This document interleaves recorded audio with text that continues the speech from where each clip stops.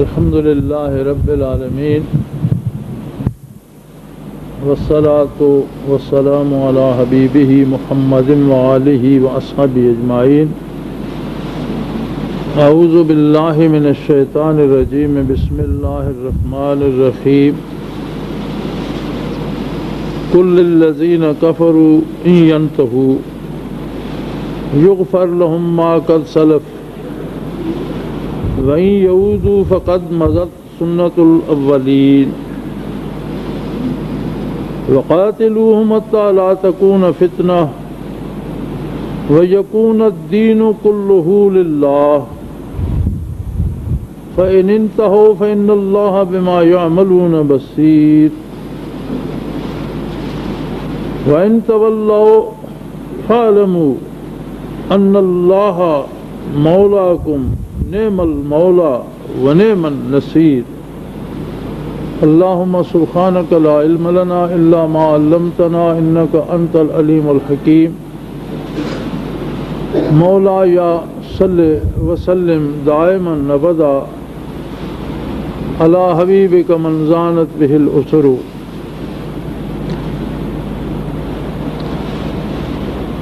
اجتماع کا آخری جمعہ ہے. الحمدللہ احباب بھی بہت زیادہ تعداد میں تشریف لائے ہیں. اس سے پہلے کہ میں نے جو آیات کریمہ تلاوت کرنے کا شرف حاصل کیا ہے ان کی وضاحت اور ان کی تفہیم اور ان کی مقاصد و معانی عرض کروں. دو باتیں میں عرض کرنا چاہوں گا.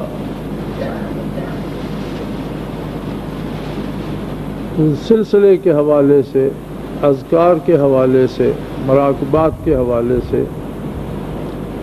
ایک اصولی بات یاد رکھ لیجئے. علوم ظاہری جو ہوتے ہیں وہ انسان میں انانیت پیدا کرتے ہیں.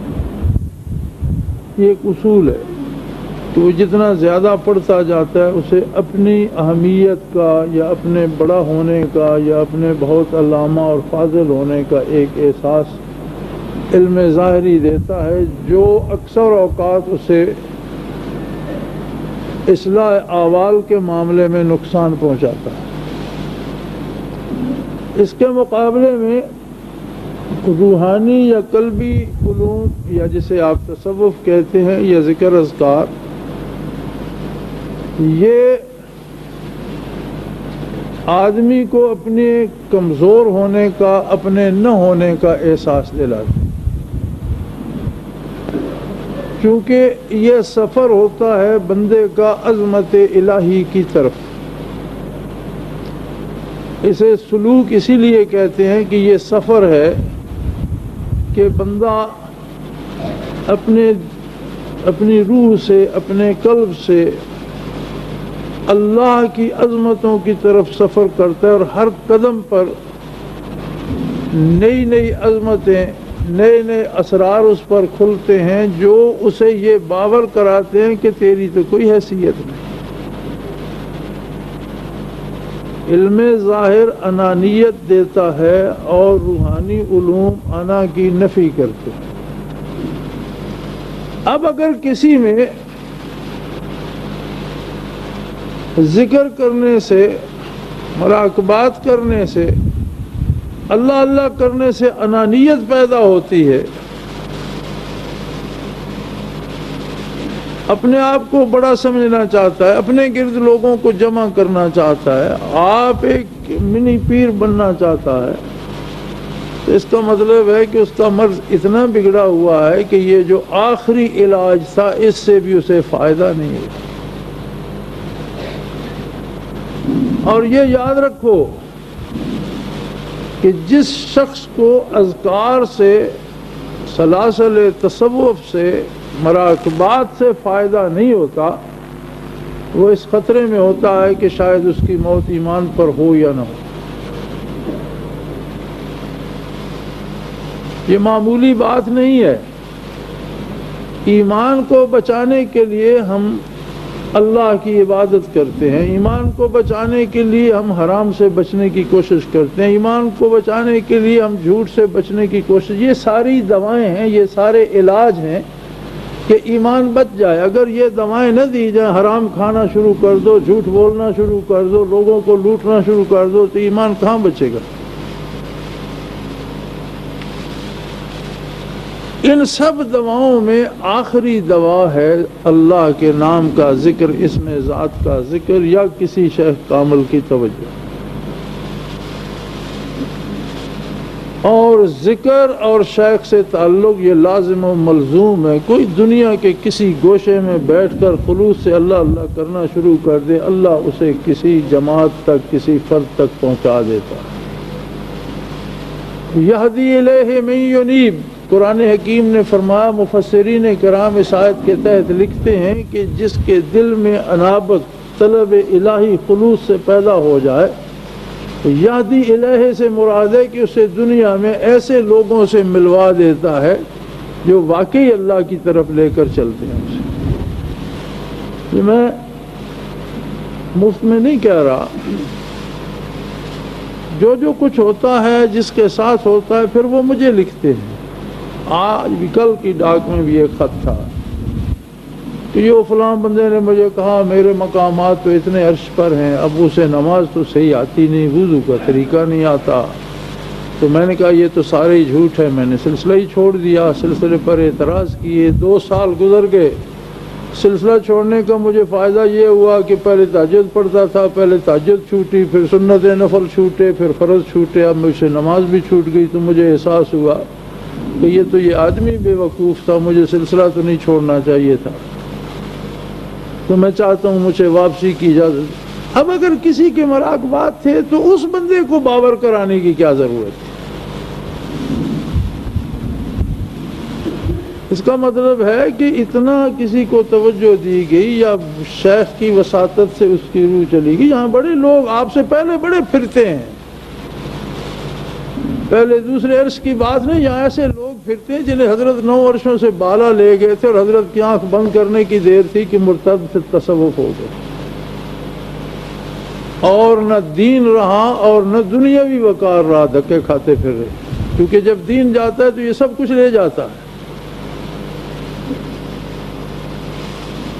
تو کیا یہ ضروری ہے کہ اللہ اللہ کرنے کے بعد بھی اپنی خود نمائی کی جائے، اپنے آپ کو بڑا بنایا جائے؟ اگر اللہ نے کوئی نعمت دی ہے تو کرو، ہمت کرو، اسے سنبھالو، اس کے مطابق۔ یاد رکھو کوئی مراقبہ کسی کام کا نہیں جب تک مراقبات سے اعمال اور کردار کی اصلاح نہ ہو۔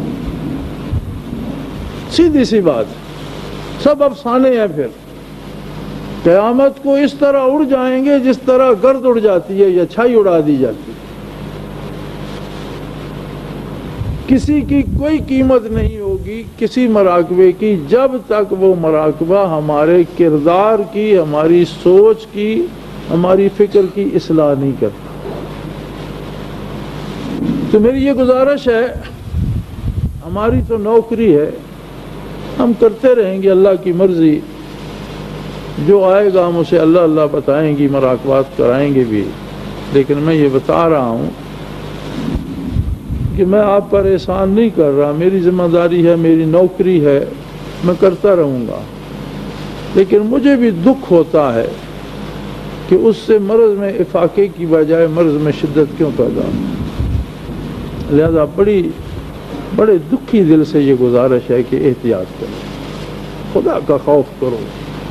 کوئی نعمت ملی ہے تو اپنے کردار پر، اپنے اعمال پر، اپنے علم پر خیال تو کرو۔ اگر مفت میں مل گئی ہے تو کچھ سیکھو، نماز کا ترجمہ سیکھو، نماز کے جو حروف الفاظ ہیں ان کی اصلاح کسی سے سیکھو، نماز پڑھنے کا سلیقہ سیکھو، لین دین میں حرام سے بچو، چغلی سے بچو، برائی سے بچنے کی کوشش کرو۔ اسی ضمن میں دوسری گزارش یہ ہے، ایک اور آدمی کا خط آیا، جی میں آپ کے پاس آیا، میں 2 رات منارے ٹھہرا، میں نے وہاں ذکر بھی کیا، پھر مجھے ساتھی حضرت کی قبر پر لے گئے اور وہاں بٹھا کر انہوں نے مجھے ذکر قرار، پتہ نہیں کیا کہتے رہے، یہ ہو رہا ہے وہ ہو رہا ہے۔ میں نے تو یہ چھوڑ چھاڑ دیا، یہ میری سمجھ میں تو نہیں آتا، میں تو بیٹھا رہا بکواس کر رہے ہیں، مجھے تو کوئی نہیں پتہ چلا۔ یار خود سوچو، کیا یہ درست ہے؟ چلو اپنے گناہ تو اپنی جگہ، اگر اللہ نے پوچھ لیا کہ میرا یہ بندہ تیری وجہ سے ضائع ہو گیا تھا، اس کا کیا جواب ہوگا؟ کیا ہمیں کل قیامت میں جواب نہیں دینا؟ اس بات کا کوئی جواب ہوگا کہ یہ تیری وجہ سے ضائع ہو گیا، اس کا کیا جواب ہوگا؟ میں نے پابندی عائد کر دی ہے کہ حضرت رحمت اللہ تعالی علیہ کی مزار پر تبھی ساتھی جائیں گے جب جماعت کا وہاں اجتماع ہو۔ اس کے علاوہ اپنے طور پر جا کر کوئی فیض لینا چاہتا ہے تو اسے میں سلسلے سے خارج کر دوں گا، وہ جانے، حضرت صاحب جانے، اس کا رب جانے، وہاں سے پہلے بھی بتیرے ہیں، دو چار ہیں فیض لینے والے، وہ بھی لیتا پھرے، لیکن پھر ہم میں نہ آئے، کیونکہ ہم یہ برداشت نہیں کر سکتے۔ ہم لوگوں کو بچانے کے لیے، انہیں اللہ کے قریب لانے کے لیے محنت کر رہے ہیں، لوگوں کو ضائع کرنے کے لیے نہیں۔ میں بھی انسان ہوں، اور حضرت رحمۃ اللہ علیہ فرمایا کرتے تھے کہ یار جس سے پوچھو کہتے ہیں جی کہاں میں حاضر نہیں ہو سکتا۔ ان سب نے مجھ کو نکما سمجھا ہے کہ میں سارا سال پھرتا رہتا ہوں اور ان کے کام نہیں پورے ہوتے۔ اب آپ اندازہ کر لو کہ میں سحری سے لے کر عشاء تک اور عشاء سے لے کر سحری تک یہی مسجد میں بیٹھا ہوں، میرا بزنس بھی ہے، میرے بیوی بچے بھی ہیں، میرا گھر بھی ہے، میری کاشتکاری بھی ہے، میرا تو بہت سا دنیاوی نظام کھل رہا پڑا ہے۔ میں یہیں بیٹھ کر بچوں کو کہتا رہتا ہوں دیکھ لو یار جو آ گیا کافی ہے، گزارا چل رہا ہے، اس لیے کہ میں اس کام کو اولیت دیتا ہوں، اس لیے نہیں کہ لوگ ضائع ہوتے رہیں، اس لیے کہ اللہ کا کوئی بندہ اللہ کے عذاب سے بچایا جا سکے۔ نبی علیہ الصلوۃ والسلام نے حضرت علی کرم اللہ وجہ الکریم کو ایک جہاز پر رخصت کرتے ہوئے فرمایا تھا کہ علی، 1000 کافر کو بحالت کفر قتل کرنے سے اگر ایک کافر دوزخ سے بچ جائے اور ایمان قبول کر لے تو اللہ کو یہ زیادہ پسند ہے۔ ہمارا مقصد بندے مارنا نہیں ہے، بندوں کو دوزخ سے بچانا ہے۔ میرے خیال میں یہ دوسری بات شاید میں نے کہی بھی تھی ناظم اعلیٰ صاحب سے، انہوں نے سرکولیٹ بھی کی ہوگی، لیکن میں یہ چاہتا ہوں کہ میں اپنی ذمہ داری پھر سے ادا کر دوں اور آپ کو آگاہ کر دوں کہ یہ مذاق نہیں ہے، اسے مذاق مت سمجھیں۔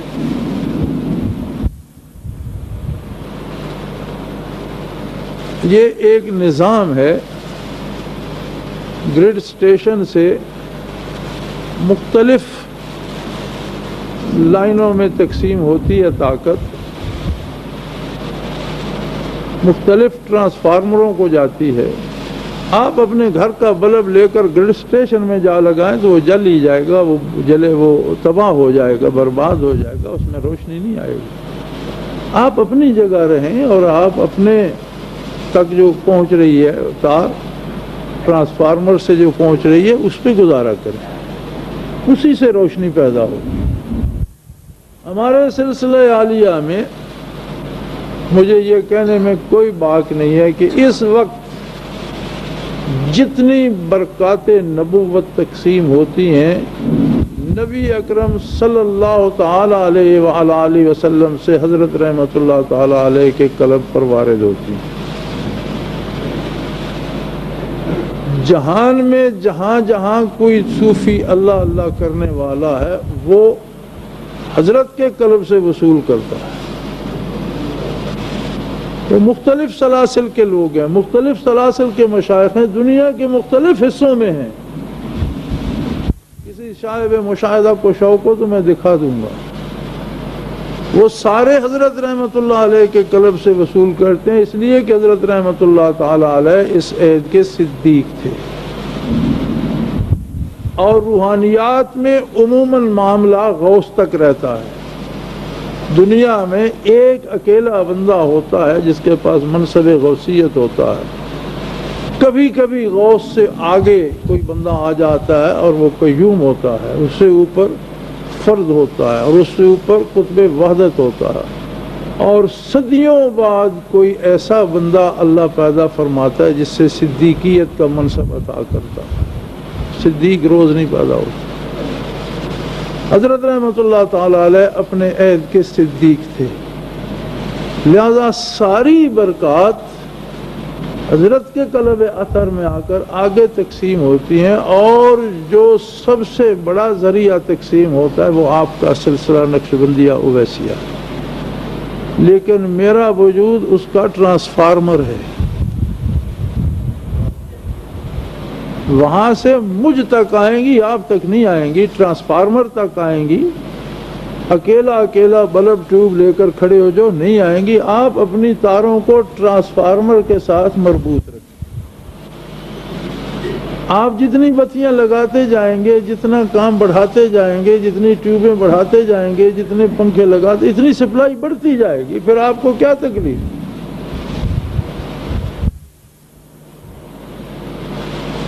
ہر کام کا ایک قاعدہ اور ایک ضابطہ ہوتا ہے، اور سنت اللہ یہ ہے کہ اللہ کریم اپنی سنت کو لا تبدیل لسنت اللہ، جو قاعدے رب نے بنا دیے وہ کبھی تبدیل نہیں ہوتے، یہی قاعدہ ہے۔ قرآن تو عربی زبان میں تھا، سارے اچھے عربی جاننے والے لوگ تھے، اہل زبان تھے، تو پھر وہ خود سمجھ لیتے جب نازل ہو رہا تھا، پھر مفہوم حضور نبی کریم صلی اللہ علیہ وسلم سے کیوں پوچھتے تھے؟ اس لیے کہ سارے نبی نہیں تھے، نازل بھی حضور پہ ہوتا تھا، مفہوم بھی حضور بیان فرماتے تھے۔ بے شک لوگ اہل زبان رہیں، لیکن اس میں اہل زبان ہونے کی ضرورت نہیں تھی، اسے پانے کے لیے نبی ہونے کی ضرورت تھی، اور نبی صرف محمد رسول اللہ صلی اللہ علیہ وسلم۔ اسی طرح صحابہ کبار میں تو اکثر کو لکھنا پڑھنا نہیں آتا تھا۔ آج کا کوئی بڑے سے بڑا فاضل ہے جو صحابہ کے فیصلے پر اعتراض کرے، انہیں تو لکھنا پڑھنا نہیں آتا تھا، انہوں نے تو کوئی کتاب نہیں پڑھی تھی، انہیں پڑھنا آتا ہی نہیں تھا، انہوں نے تو کوئی لکھ کر نہیں چھوڑا، لیکن جو عمل انہوں نے کیا آج کسی کی جرأت ہے اعتراض کرے، اس لیے کہ سب سے بڑی کتاب تو ان کے سامنے تھی، اور وہ تھی محمد الرسول اللہ صلی اللہ علیہ وسلم۔ سند بن گئے حضور کی اتباع کی۔ یہ معاملہ اسی طرح سے چلتا ہے۔ آج ہم صحابہ کبار کو چھوڑ دیں، اگر درمیان سے نکالنا چاہیں تو ہم نبی کریم صلی اللہ علیہ وسلم کی برکات تک نہیں پہنچ سکتے، راستہ ہی وہی ہے۔ سلف صالحین کا ہم کہیں جی چھوڑو، پہلے جو گئے گزر گئے، ہم اپنا سیدھا کیسے سیدھا کر لو؟ یہ تو سینہ بسینہ، قلب سے قلب، چراغ سے چراغ جلتا ہے، یہ کیسے سیدھا ہو جائے گا؟ یہ تو اسی طرح ہوگا جو اللہ کی سنت ہے۔ لہذا میں بڑے درد دل سے یہ عرض کر رہا ہوں کہ ان دو باتوں میں احتیاط کیجیے۔ ہمارا آج کا پاکستان کا مسئلہ ہے معاشیات، اقتصادیات۔ ہم بڑے اچھے مسلمان ہیں، عمرے کرتے ہیں، روزہ اطہر پہ حاضری دیتے ہیں، بات بات میں اللہ کے فضل کو شامل رکھتے ہیں اور اللہ کے فضل کو پکارتے ہیں، نمازیں پڑھتے ہیں، لیکن ہمارے نزدیک مسئلہ یہ ہے کہ پاکستان معاشی طور پر کمزور ہے۔ جب معاشی طور پر طاقتور ہو جائے گا پھر ہم لوگوں سے بات کریں گے، پھر دیکھیں گے کون دنیا میں زیادتی کرتا ہے۔ شاید ہمارے حکمرانوں کو یہ بتایا گیا ہے کہ جب محمد الرسول اللہ صلی اللہ علیہ وسلم بدر میں اترے تھے تو بڑی دولت تھی آپ کے پاس، مدینہ معاشی طور پر بڑا مضبوط تھا، اور بینکوں کے بینک سونے سے بھرے ہوئے تھے، ارے وہاں تو کچھ بھی نہیں تھا۔ علامہ باذل ایرانی مصنف ہے، شیعہ ہے، اور اس نے ایک تاریخ کی کتاب لکھی ہے حملہ حیدری، آج کل نایاب ہے، اور اس کے نام پر کسی اور کی لکھی ہوئی حملہ حیدری ملتی ہے جس میں باتیں بدل دی گئی۔ وہ جب اس موضوع پہ بحث کرتے ہیں تو اس کا ایک مصرع ہے، کجا بود دنیا با مصطفیٰ صلی اللہ علیہ وسلم۔ تو یہ تو کوئی کافر بھی نہیں کہہ سکتا کہ نبی علیہ الصلوۃ والسلام کے پاس بڑی دولت دنیا تھی، کچھ بھی نہیں تھا۔ ہاں اللہ نے حکم دے دیا، کیوں اترے میدان میں اللہ نے حکم دیا اور بڑا سیدھا اور صاف اور ابھی تک قرآن حکیم میں موجود ہے اور قیامت تک رہے گا. فرمایا قل للذین کفروا ان ینتہوا یغفر لہم ما قد سلف. واہ کیا کرم ہے. فرمایا میرے حبیب صلی اللہ علیہ وسلم کافروں سے کہہ دیجئے ینتہوا اگر اب رک جائیں, ظلم سے باز آ جائیں, توبہ کر لیں, عظمت الہی کو قبول کر لیں, جو کچھ کر چکے ہیں میں سارا معاف کر دوں. جو کر چکے ہیں, جتنا ظلم کر چکے ہیں, جو ناانصافی کر چکے ہیں, جو قتل و غارت گری کر چکے ہیں وہ میں معاف کر دوں گا. جن کا حق ضائع ہوا ہے انہیں میں حق سے زیادہ عطا کر دوں گا. کل للذین کفروا اے میرے حبیب کافروں سے کہیے ان ینتہوا اگر تم باز آ جاؤ, یغفر لہم ما قد سلف تو انہوں نے آج تک جو کچھ بھی کیا ہے معاف کر دو. وَإِن يَعُودُوا اگر کافر اپنی حرکات سے باز نہ آئے, کافر سارے کافروں کو خطاب ہے, اس میں ہندوستان کا ہندو ہو, اس میں امریکہ کا کافر ہو, اس میں یورپ کا کافر ہو, یا دنیا کے روس کا کافر یا چین کا کسی ملک کا جو بھی کافر ہے, سارے کافروں کو خطاب کیا جا رہا ہے کہ باز آ جاؤ.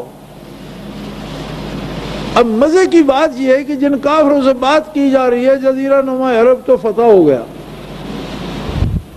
مشرکین عرب کو شکست ہو گئی, یا چند ایک باقی ہوں گے جو اس آیت کے نزول کے وقت تھے. تو باقی دنیا میں جو کافر تھے, اب کیسر تھا وہ اپنے ملک میں کرتا تھا, کسرا تھا وہ ظلم کرتا تھا اپنے ملک میں کرتا تھا, یمن کے حکمران تھے جبر کرتے تھے اپنی ریت پر اپنے ملک میں, افریقہ کے تھے اپنے ملک پر کرتے تھے, ہندوستان کے تھے اپنے ملک پر کرتے تھے, چین کے خاقان تھے اپنے ملک پر کرتے تھے انصاف یا ظلم. فرمایا رسول اللہ صلی اللہ علیہ وآلہ وسلم نے کہ للذین کفروا میں دنیا کا ہر کافر شامل ہے, اور یہ پیغام ہر کافر تک جائے گا کہ ظلم سے باز آ جاؤ, توبہ کرو. اگر نہیں کرو گے تو اللہ کی سنت دیکھ لو, جو حشر پہلے کافروں کا ہوا ہے, ملیا میٹ ہو گئے, تباہ ہو گئے, برباد ہو گئے, رسوا ہو گئے, ان کا نشان تک زمین پر نہ رہا. تمہارے ساتھ بھی یہی ہوگا. فقط مضت سنت الاولین, تو دیکھ لو پہلے کافروں کا جو حشر ہوا, ان کے ساتھ جو اللہ نے طریقہ اختیار فرمایا وہی سنت تم پر برتی جائے گی. اب بات کافروں کی ختم ہو گئی. اب خطاب کا رخ ان کی طرف فرمایا جاتا ہے جو اپنے آپ کو مومن یا مسلمان کہتے ہیں. فرمایا ایمان والو, مومنوں مسلمانوں کو خطاب ہے. فرمایا وقاتلوہم, لڑ جاؤ ان سے, ان سے جہاد کرو, قتال کرو. وقاتلوہم, یہاں جاہدو بھی نہیں لکھا, سخت لفظ استعمال. فرمایا وقاتلوہم, یا اللہ کب تک ان سے لڑتے ہیں؟ فرمایا حتی لا تکون فتنۃ ویکون الدین کلہ للہ, جب تک فساد ختم نہ ہو جائے اور دنیا پر نظام جو ہے وہ اللہ کا قائم نہ ہو جائے. یکون الدین کلہ للہ, سارے کا سارا نظام جو ہے وہ اللہ کا قائم. جب مذہب کی بات ہوتی ہے تو اس میں صرف عقیدہ اور عمل ہوتا ہے. جب دین کی بات ہوتی ہے تو دین عقیدے سے لے کر نظام حیات تک کو گھیر لیتا ہے.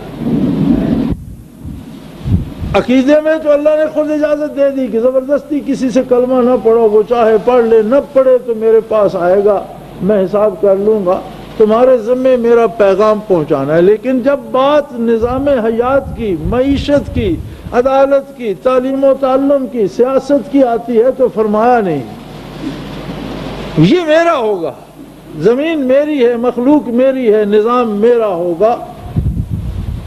پہلے کافروں پر کبھی ابابیل بھیج دیے, کسی پر بادلوں سے آگ برسا دی، کسی پر آسمانوں سے پتھر برسا دیے، کسی کو زمین سے اٹھایا اور آسمان کے نزدیک لے جا کر پلٹ کر بستیوں کو غرق کر دیا، کسی پر سمندر کو چڑھا دیا اور غرق دریا کر دیا۔ فرمایا اب ایسا نہیں ہوگا، اب یہ کام کریں گے وہ لوگ جو مجھ سے اور میرے نبی سے محبت کا دعویٰ کرتے ہیں، یہ اب ان کا کام۔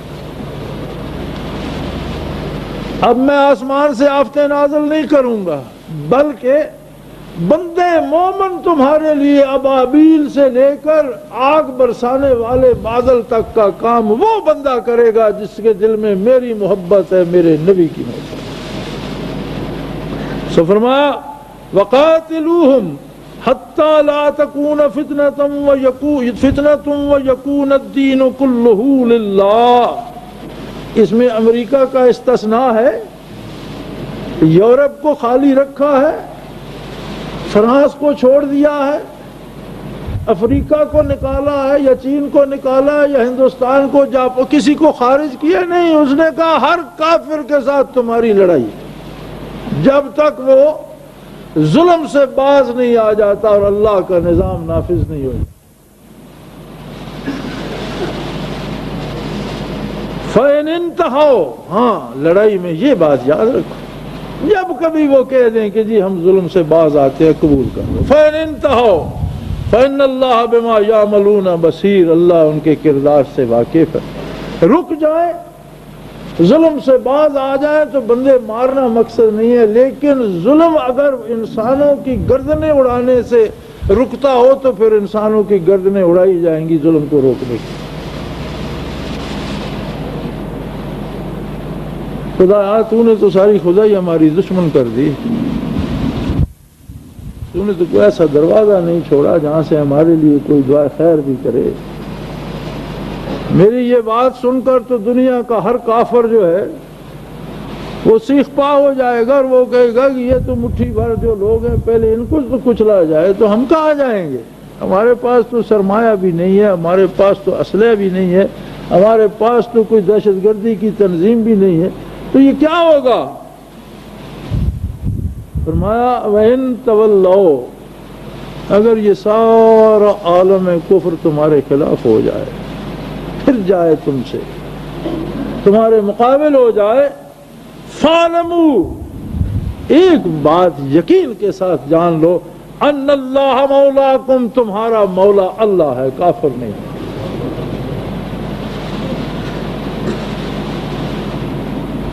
تمہارا کچھ نہیں بگڑے گا، اس لیے کہ کافر تمہارے مولا، تمہارے معاون، تمہارے مددگار، تمہیں حفاظت دینے والے، تمہاری فکر کرنے والے، تمہارے مالک نہیں ہیں۔ ان اللہ، یقین جانو، یہ پکی بات ہے، اللہ تمہارا مولا ہے۔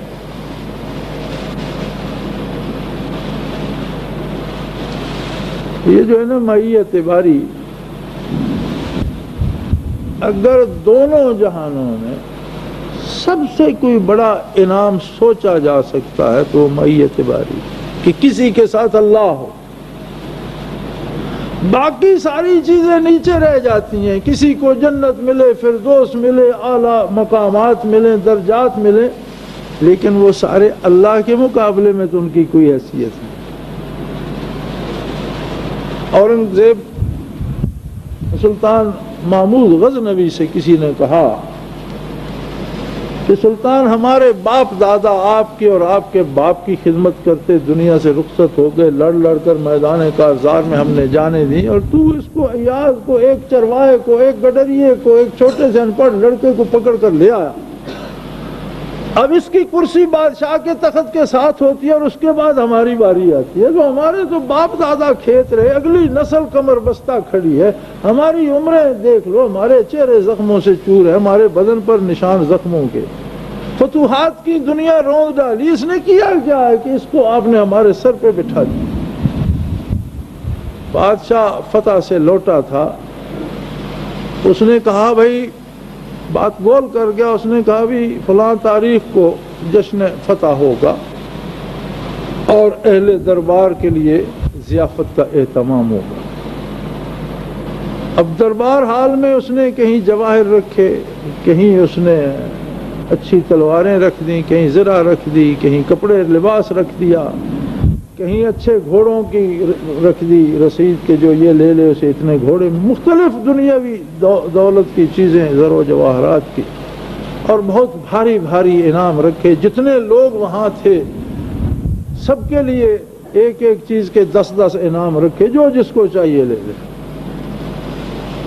جب کھانا ہو چکا تو بادشاہ نے اعلان کیا کہ اس فتح کی خوشی میں یہ چاہتا ہوں اہل دربار کو، اہل لشکر کو، جرنیلوں کو، سالاروں کو نوازا جائے ان کی شان کے مطابق۔ تو ہر چیز رکھی ہے، جس پہ ہاتھ رکھو وہ تمہارے گھر شاہی پیادے پہنچا دے۔ سب نے خوب سوچ سمجھ کر، کسی نے گھوڑے چن لیے، بگھی چن لی، کسی نے تلواریں، جو مزاج تھا، کسی نے جواہرات چن لیے، لباس چن لیا، جاگیر چن لی، جائیداد چن لی۔ ایاز اپنی سیٹ سے اٹھا اور اس نے ہاتھ بادشاہ کے کندھے پہ رکھ کہ میرے لیے سلطان کی رفاقت کافی ہے، مجھ سے یہ نہ چھینی جائے۔ تب سلطان نے انہیں جواب دیا کہ دیکھ لو، ایاز میں اور تم میں کتنا فرق ہے۔ تم لوگوں نے مختلف چیزیں، نعمتیں چنی، اس نے مجھے چن لیا۔ یہ الگ بات ہے کہ جب میں اس کے ساتھ ہوں تو میری ساری سلطنت اسی کی ہے، لیکن اس فلسفے کو سمجھنے میں وقت لگتا ہے۔ نبی علیہ الصلوۃ والسلام نے ہجرت فرمائی۔ یہ معیت باری پورے قرآن میں جہاں بھی ملتی ہے، انبیاء اور رسل کو بھی ملتی ہے، تو صفاتی معیت صفاتی ملتی ہے اور مشروط ملتی ہے۔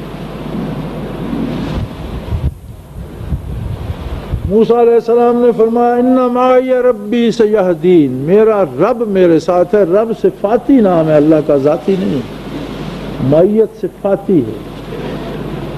ان اللہ قریب من المحسنین، یہاں معیت نہیں رکھی، یہاں قرب رکھا ہے، لیکن شرط لگا دی ہے، مشروط ہے۔ یہاں ہے ذات کا قرب ہے، لیکن مشروط ہے احسان کے ساتھ، محسنین کے ساتھ ہے، اور محسنین کو قرب نصیب ہوگا، معیت ذاتی کی بات نہیں ہے۔ ان اللہ مع الصابرین، صبر کرنے والوں کو اللہ کی معیت نصیب ہے۔ وہاں احسان سے بڑا درجہ صبر کو دے دیا، اور صبر ہوتا ہے اللہ کی نافرمانی سے خود کو روک لے۔ یہ معیت ذاتی ہے لیکن مشروط ہے، انسانی وصف کے ساتھ صبر کرے گا نصیب ہوگی، صبر چھوڑ دے گا معیت اٹھ جائے گی۔ نبی علیہ الصلوۃ والسلام مکہ مکرمہ سے ہجرت کی شب نکلے۔ حدیث شریف میں بڑے مزیدار واقعات ملتے ہیں۔ جو رہنما تھا اس نے کہا حضور اس پہاڑ سے چلتے ہیں، تو اس پہاڑ نے گزارش کی کہ اگر میری گزارش کو شرف قبولیت بخشا جائے تو آپ مجھ پر سے تشریف نہ لے گا، خدا نہ خواستہ مشرکین پیچھے سے آ لے، آپ کو پکڑ لیں، آپ کو ایذا دے، آپ کو شہید کر دیں، تو یہ سب میں برداشت نہیں کر سکتا۔ ساتھ جو پہاڑ تھا دوسرا، اس نے کہا حضور خادم حاضر ہے، ادھر تشریف لائیے۔ اس نے کہا ارے بے وقوف، یہ کیا کہا؟ تو اس نے کہا مجھے پتا ہے نہ مشرک پکڑ سکیں گے نہ ایذا دے سکیں گے، اور میرا سینہ ان قدم مبارک سے منور ہو جائے۔ بڑے سنگلاخ پہاڑ ہے مکہ مکرمہ کی، اور واحد زمین ہے مکہ مکرمہ کی جہاں جوتے پہن کر چلو تو تلووں میں نیل جم جاتا ہے، خون جم جاتا ہے۔ حضور جب پہاڑی سے نکل کر تھوڑا سا میدانی راستہ ہے، آگے وہ سور کی پہاڑی ہے، جبل سور ہے، اور جبل سور بڑا بلند ہے۔ شاید اب میں چاہوں تو اوپر نہ جا سکوں، کبھی گئے تھے لیکن اس وقت ہم تکڑے تھے، اب شاید نہ جا سکوں۔ تکڑا آدمی پہنچ سکتا ہے، ہر کوئی نہیں، لیکن اس راستے سے جو اب راستہ بنا ہوا ہے، جب نبی کریم اس صحرا سے نکلے تو آپ کے پاؤں مبارک زخمی ہو گئے، نیل جم گئے، خون رسنے لگا۔ ابو بکر صدیق نحیف و نزار قسم کے آدمی تھے، انہوں نے آپ کو اپنے دوش مبارک پہ سوار کر دیا، اور وہ پورا پہاڑ جبل سور بغیر کسی راستے کے سیدھا چڑھ گئے۔ یہ جو علامہ باذل ہے ایران سے ہے اور شیعہ ہے، یہ اس عید کی تاریخ حملہ حیدری لکھتی ہوئی نایاب کتاب ہے، میرے پاس لائبریری میں ہے، حضرت رحمۃ اللہ تعالی علیہ کی لائبریری کا حصہ ہے، یہاں موجود ہے۔ وہ کہتا ہے کہ رفتند چندی ز دامان دشت، قدوم فلک سایہ مجروح گشت۔ جب اس بیابان میں انہوں نے تھوڑا سا سفر کیا تو نبی کریم صلی اللہ علیہ وسلم کے قدوم مبارک زخمی ہو گئے۔ ابو بکر آنگا بدوشش گرفت، ولے ای حدیث است جائے شگفت۔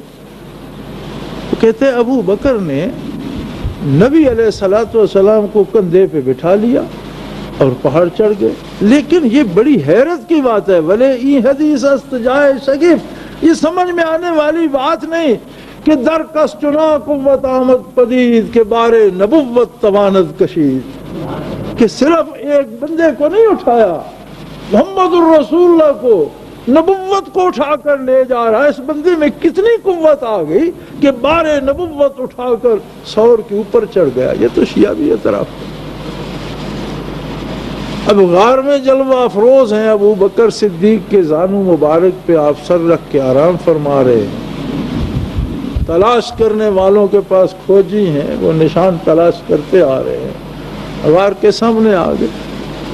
واہ، اس کے اپنے نظام ہے، دنیا میں بے مثال مخلوق جس کا ثانی اس نے پیدا نہیں کیا، غار میں ہے، لشکر بھیج رہا ہے حفاظت کے لیے،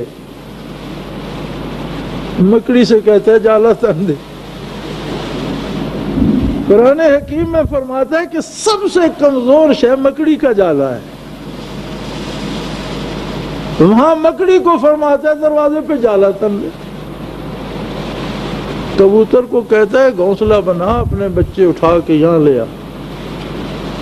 اب دروازے پہ کبوتری دو بچے رکھ کے بیٹھی ہے، پتھر پر 4 دن کے رکھے ہوئے 2 بچے اوپر بیٹھی ہے، آگے مکڑی نے جالا لگا دیا، ادھر اہل مکہ پہنچ گئے، ابو جال گرم گرم پہنچا۔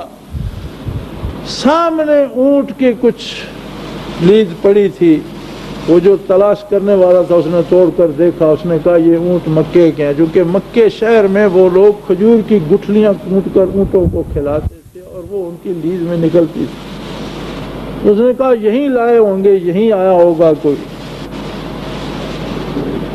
اب انہوں نے کہا یہاں تو یہی غار ہی ہے، بھاگ کر گئے غار میں، تو جیسے آگے بڑھا کوئی قلعہ، اس نے کہا بے وقوف، کبوتر نے بچے دے رکھے ہیں، مکڑی کا جالا یہاں کون جا سکتا ہے؟ اور ابو بکر صدیق فرماتے ہیں کہ گھٹنوں گھٹنوں تک کافروں کی مشرکین کی ٹانگیں مجھے نظر آ رہی اور مجھے بڑا دکھ ہوا۔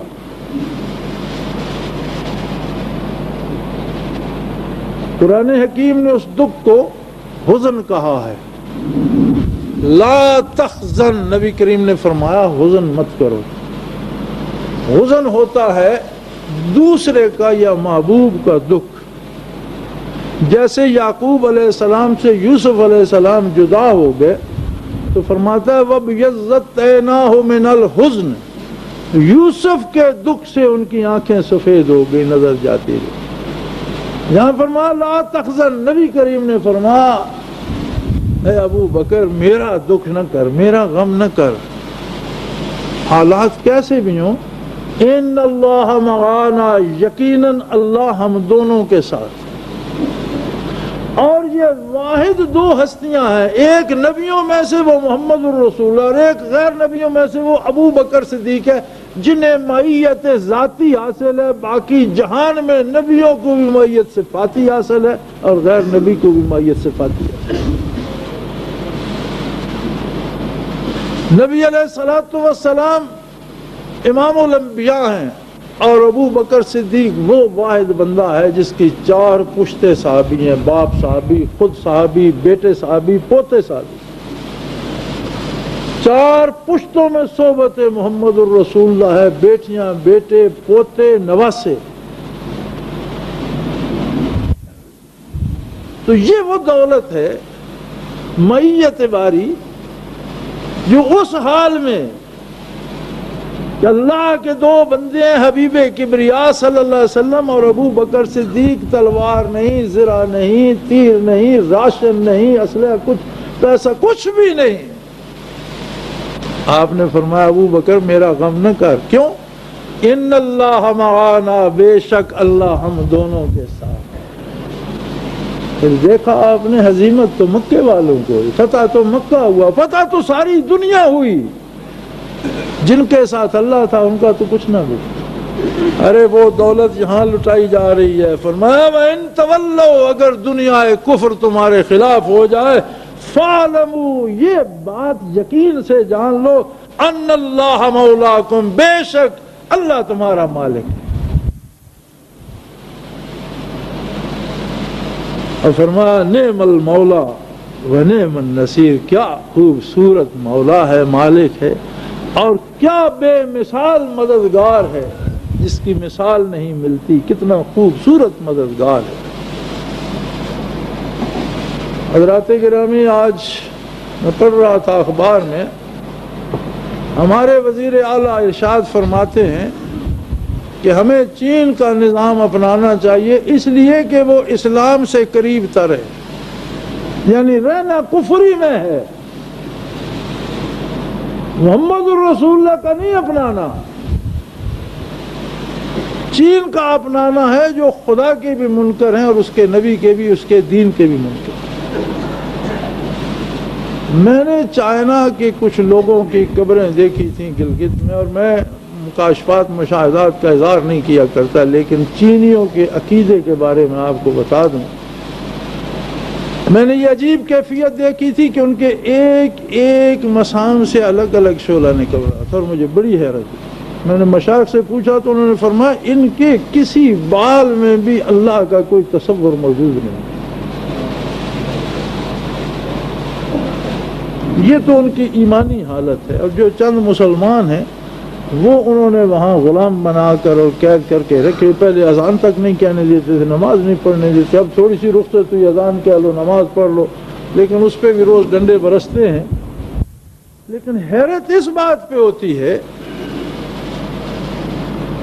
کہ لباس آپ لوگوں کا باہر کا ہے، کھانا آپ لوگ باہر کا کھاتے ہو، کپڑے باہر سے دھلواتے ہو، پانی باہر سے منگا کر پیتے ہو، سرمایہ باہر جا کر رکھتے ہو، نظام بھی باہر سے لاتے ہو، تو خدا کا خوف کرو، تم خود ہی باہر چلے جاؤ، ان لوگوں کو اللہ کے حوالے کرو اور انہیں اللہ کے کرم پر چھوڑ دو۔ کیوں 14 کروڑ انسانوں کو یرغمال بنا رکھا؟ بے شک ہمارے گناہ بھی بہت ہیں،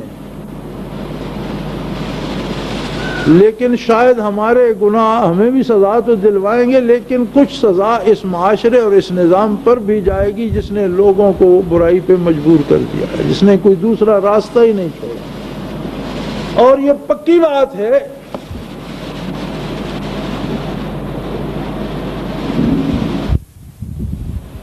کہ کافرانہ نظام بغیر جہاد کے کسی طرح تبدیل نہیں ہو سکتا،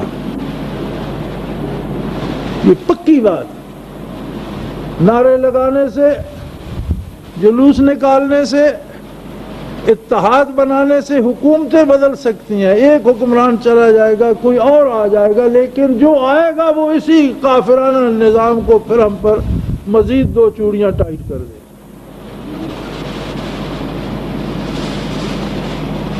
میں یہ بھی عرض کرتا چلوں، وقت ہو رہا ہے، ابھی میرے پاس 10 منٹ ہیں، یہ بھی ایک بہت بڑا سوال ہے کہ لوگ تو آئے تھے اللہ اللہ کرنے، آپ نے انہیں اس میں دھکیل دیا، ڈانگ چھوٹے میں۔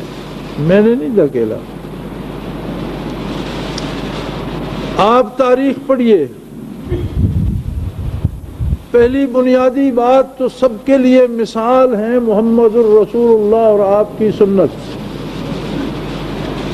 مکی زندگی حرا سے لے کر ہجرت تک عبادات اور مراقبات سے عبارت ہے، کسی سے کوئی سروکار۔ ہجرت کے بعد وصال تک جہاد سے عبارت، اور قیامت تک کے لیے حکم دے دیا کہ جہاد قیامت تک جاری رہے۔ ماذن لا یوم القیامہ کے الفاظ ہیں کہ قیامت تک یہ چلتا رہے۔ سلاسل تصور میں بہت کم خوش نصیب ہوئے ہیں۔ مہدی سوڈانی رحمۃ اللہ تعالیٰ علیہ کو دیکھی، ان کے پاس وہ لوگ تھے جنہیں وہ اللہ اللہ کراتے تھے اور واپس گھر نہیں بھیجتے تھے، وہ دنیاوی چھڑا دیتے تھے کاروبار، اس لیے کہ بندہ دنیاوی امور بھی کرے، اس کا قلب ذاکر بھی ہو، اس کے لیے بہت بڑی طاقت چاہیے کہ شیخ میں اتنی قوت ہو کہ دنیا میں رہتے ہوئے بھی اس کے دل کو منور رکھ سکے، یہ بہت کم ہوتا ہے۔ لہذا ان کے پاس جو لوگ تھے وہ گھروں کو کم جاتے تھے، خالی ہاتھ تھے، اسلحہ نہیں تھا، انگریزی فوج کے پاس بندوقیں تھیں، وہ تلواروں سے لڑ گئے اور پر خچے اڑا دیے، انہی کی بندوقیں چھینی اور مار مار کر تباہ کر دیا اور اپنا ملک آزاد کرا لیا، اور ایک ایک انگریز کو یا وہ بھاگ گیا یا قتل ہو کر سمندر کی نظر گیا۔ اسی طرح سیدنا شیخ عبد القادر جیلانی رحمۃ اللہ تعالی علیہ کو حکمرانوں نے جاگیریں عطا کرنے کی پیشکش کی، انہوں نے فرمایا نہیں،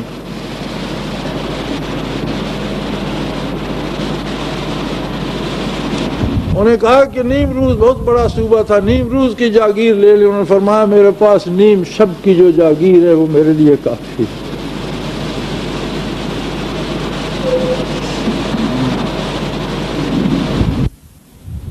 کسی نے پوچھا یہ فیصلے آپ کس طرح کرتے ہیں، آپ کو کوئی خواب یا رویا صالح آتا ہے؟ اس سے فرمایا نہ شبم نہ شب پرستم کی حدیث خواب گویم، نہ میں رات ہوں نہ رات کا پجاری کے خواب کی باتیں کروں، من غلام آفتابم ہم از آفتاب گویم، میں تو آفتاب کا غلام ہوں، ہر بات ان کی بارگاہ سے کہتا ہوں، لہذا مجھے جاگیر نہیں چاہیے، میں اسلام کے لیے جہاد کروں گا۔ اور بہت بڑی تحریک تھی رفض کی، جسے سیدنا شیخ عبد القادر جیلانی رحمۃ اللہ علیہ نے روکا اور سیدھے راستے پر ڈال دیا۔ خواجہ حسن بصری رحمۃ اللہ علیہ کی تحریکیں مشہور ہیں۔ برِ صغیر میں مجدد الف ثانی فرد وحید نے دین الہی اکبر شاہی کا جنازہ نکال دیا۔ سید احمد شہید اور شاہ اسماعیل شہید دونوں صوفی، میدان کارزار میں کام آئے، جہاد کیا۔ یہ بڑے کم خوش نصیب ہوتے ہیں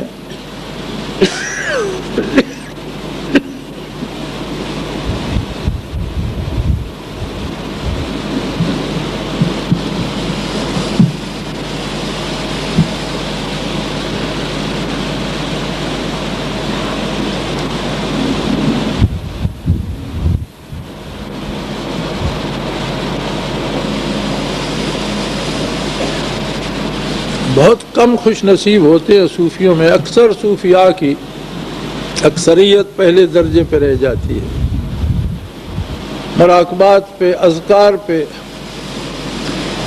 خلوت گزینی پہ، اور اس میں دنیا سے گزر جاتے ہیں۔ کچھ خوش نصیب ہوتے ہیں جو ہجرت کرتے ہیں، بدکاروں کے ساتھ رہنا چھوڑ دیتے ہیں، مقام بدل لیتے ہیں۔ یہ داتا علی الحجویری لاہور کے رہنے والے تو نہیں تھے، منیر الاجمیری وہاں کے رہنے والے تو نہیں تھے، یہ وہ لوگ ہیں جو دوسرے درجے میں آتے ہیں اور ہجرت فرما لیتے ہیں۔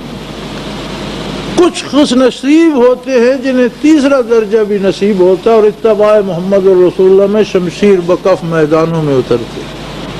تو تم تو خوش نصیب ہو، تم تو خوش قسمت ہو کہ اللہ کریم تمہیں وہاں تک لے گیا۔ کبھی تاریخ لکھی جائے گی تو لوگ سوچیں گے کہ یہ کیسے لوگ تھے۔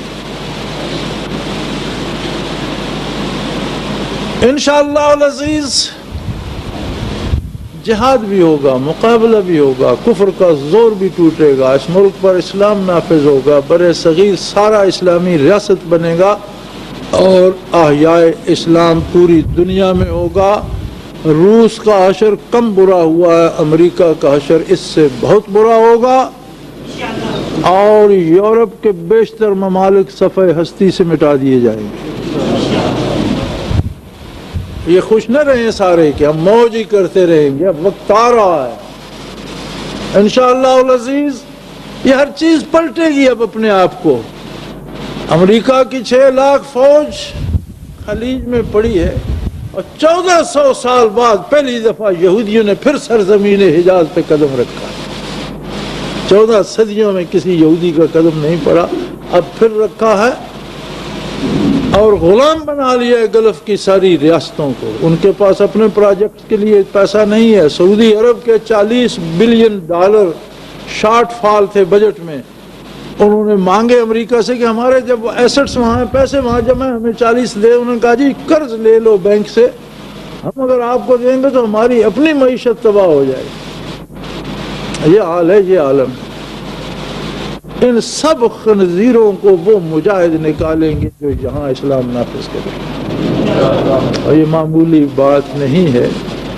اس ارادے میں بھی کوئی مارا گیا یا دنیا سے گزر گیا